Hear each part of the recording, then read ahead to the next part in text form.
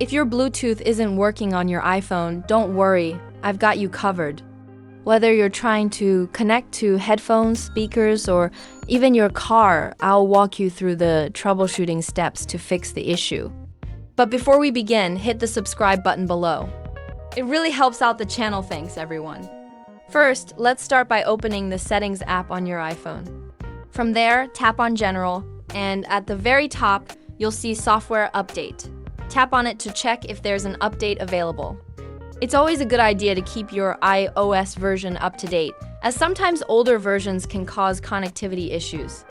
For example, I'm currently using iOS 18.2. Once your software is up to date, go back to your settings and tap on Bluetooth. Next, look for the Bluetooth device you're having trouble connecting to.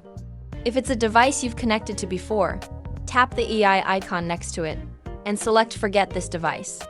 This will remove the connection. After that, completely turn off your Bluetooth and then toggle it back on. Wait a few seconds before turning it back on, and your phone will begin searching for nearby Bluetooth devices again. If you've removed a device, this is the place to repair it. Now let's move on. Go back to the main settings screen, tap on Wi-Fi, and make sure your Wi-Fi is turned on. Some devices rely on both Bluetooth and Wi-Fi to connect, and having Wi-Fi enabled can improve Bluetooth performance. If there's a Wi-Fi network nearby, connect to it.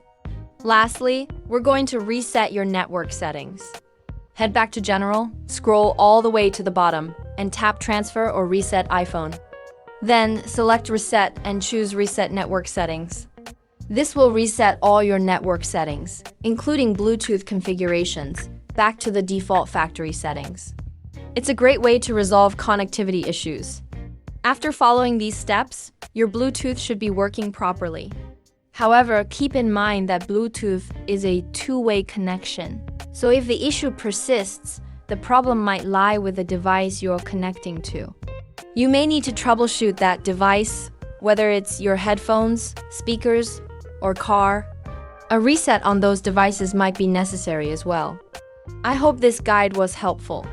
If it worked for you, give it a thumbs up and feel free to leave a comment if you have any questions.